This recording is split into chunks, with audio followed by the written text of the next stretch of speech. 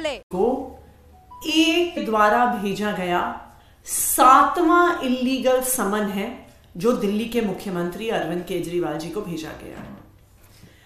ED के हर समन पर अरविंद केजरीवाल जी ने जवाब दिया है। ईडी के हर समन पर हमने लीगल सवाल उठाए हैं कि किस आधार पर यह समन भेजा जा रहा है।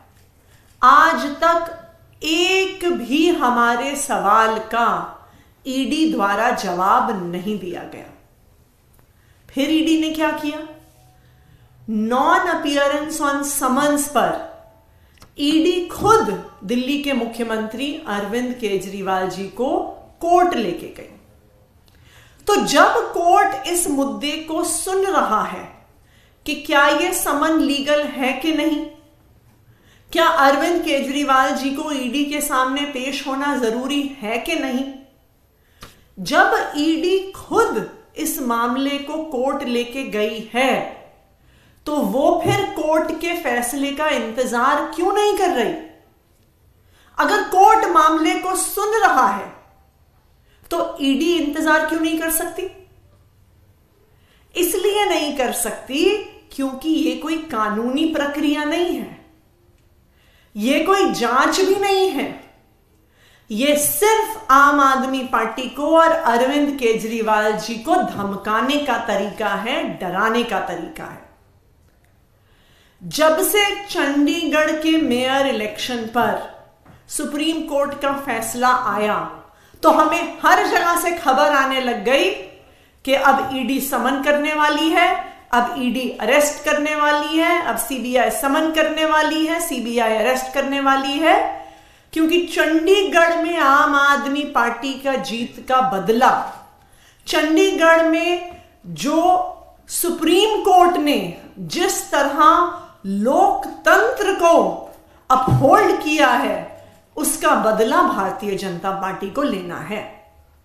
और आज जो समन अरविंद केजरीवाल जी को आया है वो सिर्फ और सिर्फ चंडीगढ़ के मेयर चुनाव के बदले का प्रयास है।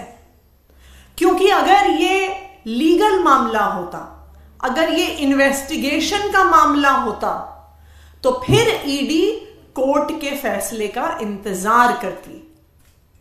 अगर ये सिर्फ लीगल मामला होता तो ईडी अभी चल रहे दिल्ली सरकार के बजट सत्र का खत्म होने का इंतजार करती। कोर्ट तक बजट सत्र के अंत का इंतजार करने को तैयार है, पर ईडी इंतजार करने को तैयार नहीं है। यह साफ दिखाता है कि जो समन्स अरविंद केजरीवाल जी को भेजे गए हैं उनका जांच से कोई लेना देना नहीं है। उनका सिर्फ और सिर्फ आम आदमी पार्टी को और अरविंद केजरीवाल को डराने का प्रयास है, धमकाने का प्रयास है। लेकिन मैं भारतीय जनता पार्टी को एक बार फिर से बता दूं कि आम आदमी पार्टी और अरविंद केजरीवाल आपके गैर कानूनी समन से डरने वाली नहीं है। हम डटकर चाहे चंडीगढ़ के मेयर चुनाव से देश के संसद के चुनाव तक, जहां जहां पर भारतीय जनता पार्टी लोकतंत्र को कमजोर करने की कोशिश करेगी, देश के संविधान को कमजोर करने की कोशिश करेगी, तो चाहे वो चंडीगढ़ का मेयर का चुनाव हो, चाहे वो देश के संसद का चुनाव हो, हम भारतीय जनता पार्टी का डटकर मुकाबला करेंगे और भारतीय जनता पार्टी को लोकतांत्रिक तरीके से हरा के रहेंगे। Thank you. कांग्रेस और आम आदमी पार्टी के बीच अलायंस